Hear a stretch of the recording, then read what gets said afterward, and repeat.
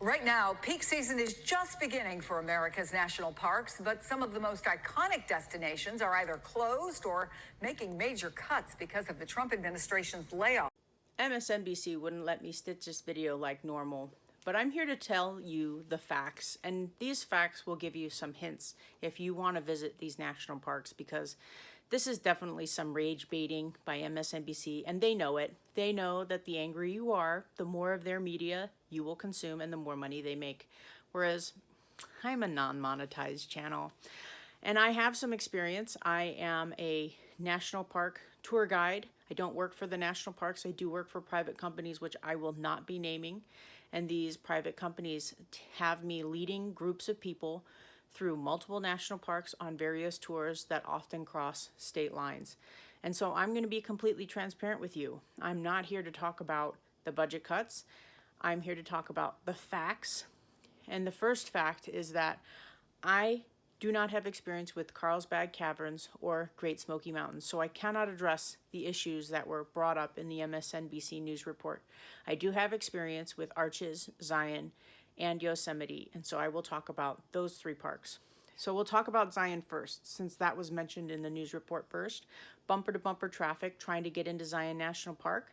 Absolutely, especially on the weekends. Every single weekend, there is some kind of a line, and on the holiday weekends, if you're waiting less than an hour, you got lucky. That's normal. It's a 2-lane highway to get in and out of Zion, going through the town of Springdale. There is absolutely no intention of them widening that road. It's going to stay a 2-lane highway. It's been like that for decades. It will remain that way. In 1990, the traffic going into the park got so bad that they installed a shuttle service. Hello, 1990. It's been like this for decades. There is a limited amount of parking at the visitor center, and unless you are staying and have a reservation for proof at the lodge in the middle of the canyon, you're not allowed to drive up the main Zion Canyon. You must park at the visitor center and go on the shuttle and go take the shuttle to the trailheads. So when the parking lot is absolutely full, the park does not allow people into the park anymore. The Park Service will turn you around at the gate. So that means on the holiday weekends, when it is the busiest, you might wait an hour and a half getting through that line through town to get to the entry gate just to be turned around. And then you have to do something that I recommend you do in the first place, and that is park in the town of Springdale, take the town shuttle to the gate, walk over the bridge, walk over Zion's Virgin River, and go in through the walk-in entry gate, and from there, make your way to the canyon shuttle and take the canyon shuttle to the trailhead. That's the way to do it, folks. It's been like that for decades. Next, we're going to talk about Arches National Park. Arches National Park is up in Moab, and they mentioned that due to budget cuts, they won't be changing the garbage cans and cleaning the bathrooms as frequently. Arches is a pretty remote park. Yes, it's just outside of Moab. The entry is about 15 minutes outside of Moab, but then you have to go up this really long road, and it's not as big as, say, Canyonlands, but it's still really remote. And what I want to talk about Arches is something that the Park Service has been wanting people to do more and more anyway, because our visitation rates just keep growing each year.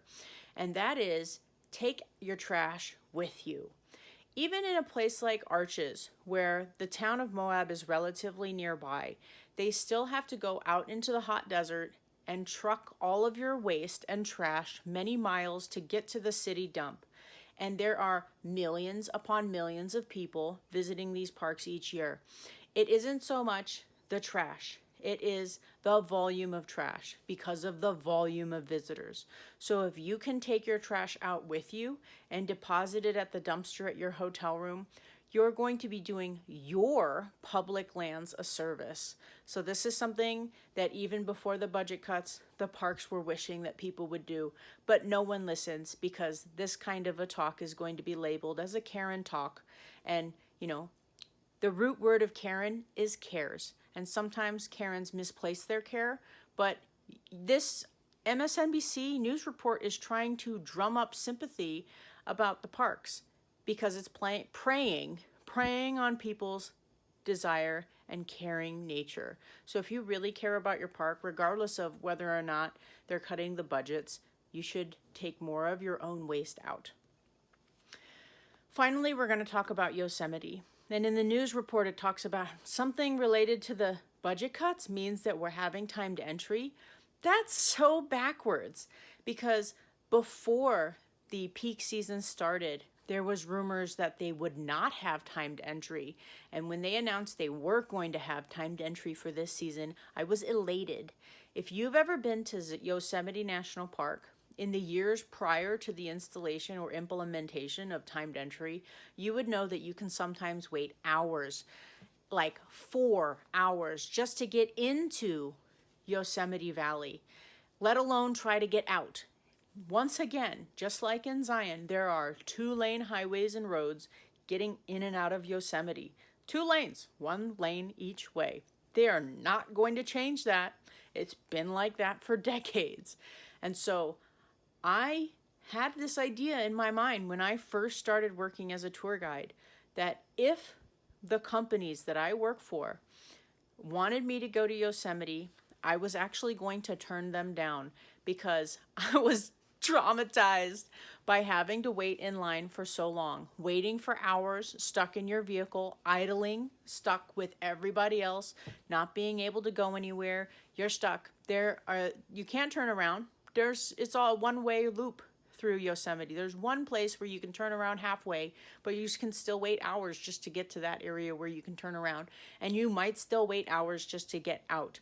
When they started using a timed entry for Yosemite, it was like a weight lifted off of me, because I knew that I could get in and out of Yosemite without a problem. And ever since they've implemented the timed entry, it's made it a lot nicer. Look, if you want to go to Yosemite, you have to get there after 2 p.m. if you can't get a reservation.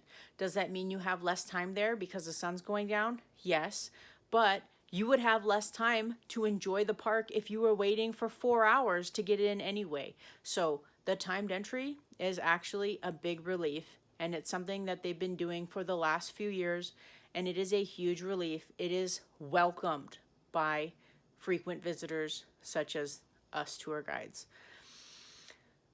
At the end of that news report, it talked about Evergreen Lodge. Now, I personally have not ever stayed at Evergreen Lodge, but I know that they are managed by this very large company, Aramark, and Aramark has a poor reputation for taking care of the lodges inside of Yosemite. I did a quick Google search, and Evergreen apparently is in good repair, but there is a pretty bad reputation for how the Yosemite lodges are taken care of in general.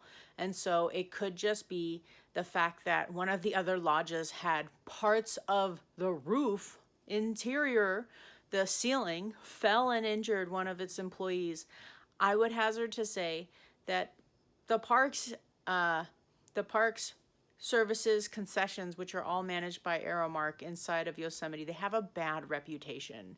And so perhaps that bad reputation is rubbing off on Evergreen. Like I said, I personally haven't stayed at Evergreen, so I don't know. But I do know that Aramark is not doing very good. It is a third-party company that is contracted with the National Park Service in order to operate the concessions. So that's how all of our national parks are. They're all that way. The concessions are not affected by the budget cuts, but they are run by for-profit corporations who make cuts where they can too. Anyway, those are the facts from my personal experience. I hope you have a good visit to your next national park. Cheers.